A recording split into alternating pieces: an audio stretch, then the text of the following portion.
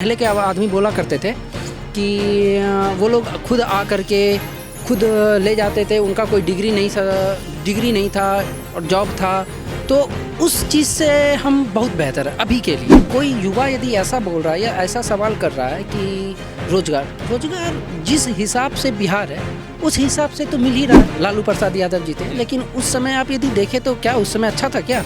मुझे तो नहीं लगता। देखिए, मैं भी यदि उस चीज़ को देखूं तो वो अच्छा नहीं था। स्मार्ट गांव, स्मार्ट सिटी क्यों नहीं? क्या इस गांव में आप तो स्मार्ट गांव ही चाहिए, तो क्या आपका गांव में कौन सा कंपनी खुला हुआ? देखिए, हर एक स्टूडेंट का कोई ना कोई ख्वाहिश है। किसी को सेंट्रल में चाहिए तो वो बिहार का जॉब कैसे करें? आप AI को लेके देखे ही थे, क्या उनका था? आप देखे ही थे। हम क्या पूरा समाज ही देख रहा था कि क्या उनका AI के प्रति क्या घिनौना हरकत था। ये सब गलत है। और वो नेता कोई ख़राब नहीं होता है, लेकिन उनकी हरकतें बहुत ख़राब हैं। नमस्ते, सौगंध टीवी देख रहे हैं आप। मैं शमी।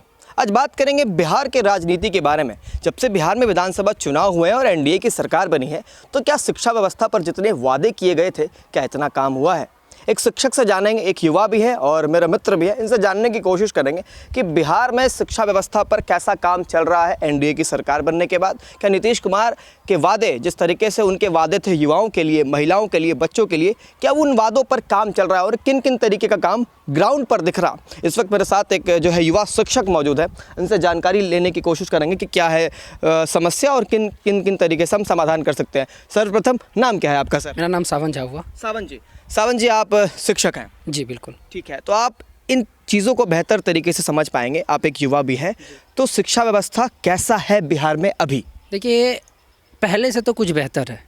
यदि हम माने पहले के से, तो अभी कुछ बेहतर है। और बेहतर हम इसलिए बोल सकते हैं क्योंकि हमारा जो पहले का शिक्षा व्यवस्था था, लोग यदि नौकरी की बात करें तो जैसे हमारे पहले के आदमी बोला करते थे कि वो लोग खुद आ करके खुद ले जाते थे, उनका कोई डिग्री नहीं था और जॉब था, तो उस चीज़ से हम बहुत बेहतर है अभी के लिए।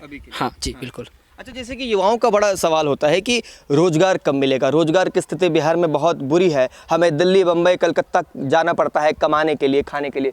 तो इन सब बातों को किस तरीके से देख रहे हैं बिहार की सरकार या NDA की सरकार? देखिए, हम बताएं आपको, कोई युवा यदि ऐसा बोल रहा है या ऐसा सवाल कर रहा है कि रोज़गार जिस हिसाब से बिहार है उस हिसाब से तो मिल ही रहा है।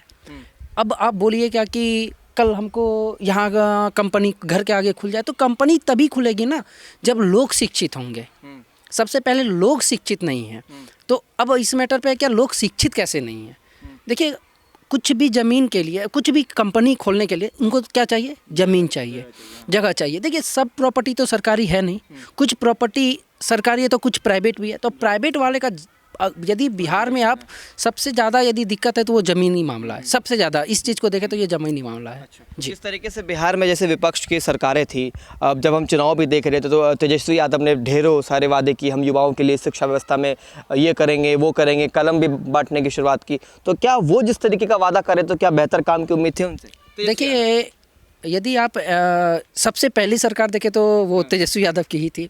भले वो नहीं थे, लेकिन उनके पापा थे और लालू प्रसाद यादव जी थे। लेकिन उस समय आप यदि देखें तो क्या उस समय अच्छा था क्या? मुझे तो नहीं लगता। देखिए, मैं भी यदि उस चीज़ को देखूं तो वो अच्छा नहीं था, लेकिन उससे भी बहुत बेहतर है। यदि आप पहले से अभी देखें तो वो बहुत बेहतर है। और हम लालू यादव का तो नारा भी था, भूरा बाल साफ करो, जो है हमको जो है स्मार्ट सिटी नहीं चाहिए, हमको स्मार्ट गाँव चाहिए। तो उनका तो यही सब नारा। देखिए, तो आप नारे पे जा रहे हैं तो ये गलत वादा है। देखिए, आप स्मार्ट गांव, स्मार्ट सिटी क्यों नहीं? क्या इस गांव में आप तो स्मार्ट गांव ही चाहिए, तो क्या आपका गांव में कौन सा कंपनी खुला हुआ था? आपने तो इसलिए ऐसा बोल रहा था क्योंकि वो लोग, जो लोग गांव के मूर्ख लोग हैं, वो खुश हो जाएं और ऐसा वैसा ये गलत कदम उठाए, ये कर जाए। आपने तो इसलिए बोल रहा था। जी, देखिए, बिहार के जितने भी छात्र हैं बहुत ज़्यादा शिक्षित माने जाते हैं और बहुत जो है कर्मठ माने जाते हैं कि बिहार के लोग सबसे ज़्यादा IAS निकालने वालों में से, सरकारी एग्जाम पास करने वालों में से है।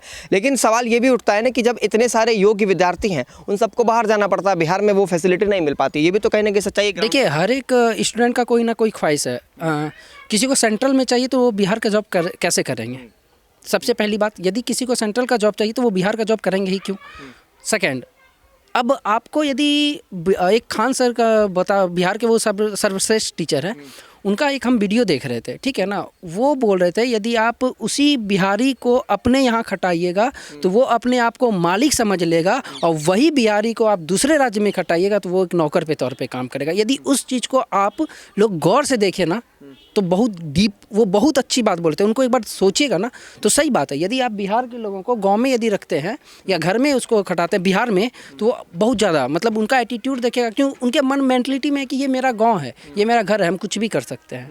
और वही चीज़ वो बिहार से बाहर जा रहे हैं तो ये मेंटलिटी उनका ख़त्म हो रहा है। अच्छा, जैसे कि मैं अगर सरकारी तौर पर बात करूँ तो विपक्ष के बड़े नेता राहुल गांधी, उनकी छवि कैसे लगती है आपको? देखिए, हम किसी पर्सनल नेता के बारे में ऐसा बात नहीं कर सकते हैं, ये मेरी, क्योंकि हम एक शिक्षक हैं, हम किसी को पर्सनल गलत नहीं बोल सकते हैं। लेकिन हम क्या बोले वो तो पूरा अपना देश भारत ही देख रहा है। अभी कुछ दिन पहले आप AI को लेके देखे ही थे, क्या उनका था, आप देखे ही थे। हम क्या, पूरा समाज ही देख रहा था कि क्या उनका AI के प्रति क्या घिनौना हरकत था। ये सब गलत है, और वो नेता कोई ख़राब नहीं होता है, लेकिन उनकी हरकतें बहुत ख़राब होती है। खराब होती है। तो क्या NDA सरकार बेहतर काम कर पा रही है बिहार? देखिए, सरकार तो कोई बेहतर काम नहीं करती है। हम यही नहीं बोल सकते हैं कि सरकार, देखिए आपका मोदी जी UGC कोई कानून ला करके, क्या ये कानून अच्छा है क्या? नहीं है, मैं तो नहीं मानता हूँ इस कानून को अच्छा। हाँ, और जैसे कि आप एक शिक्षक हैं, आप भी एक स्कूल में पढ़ाते हैं, तो क्या कोई दलित समुदाय का बच्चा या कोई स्वर्ण समुदाय का बच्चा, आप दोनों में भेदभाव करते हैं क्या? देखिए, हमारे यहाँ जो है ना, अभी तो ऐसा नहीं है, क्योंकि उस चीज़ को हमारा जो अभी जो स्कूल है तो वो अभी हम लोग अभी तक इस चीज़ को ज़्यादा डीपली गए नहीं है, ठीक है ना। मतलब हमारे स्टूडेंट इस चीज़ पे डीपली आप भेदभाव करते हैं पर्सनली? ऐसा कुछ नहीं, क्योंकि हम एक शिक्षक हैं, हम ऐसा चीज़ नहीं कर सकते हैं। तो सरकार क्यों ये भेदभाव वाली चीज़ें लाकर जो है आपस में ही बांटने का काम कर रही है जाति के आधार पर? देखिए, वो सरकार की बातें हो तो आप सरकार से ही पूछ सकते हैं, ये हम कैसे बताएं। नहीं तो क्या ये वोट के लिए हो रहा था? नहीं, अब ये हम कैसे, दलित समाज का वोट मिल जाए अगर उनको? हाँ, देखिए, ये तो वोट मिलना नहीं मिलना ये तो डिपेंड करता है उन नेताओं का, वो फिर हो सकता है आगे जाके इसको चेंज कर दे।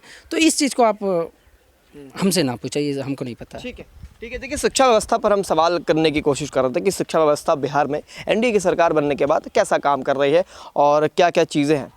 उम्मीद करता हूँ वीडियो पसंद आई। आप देख रहे हैं सौगंध TV, सौगंध वतन की।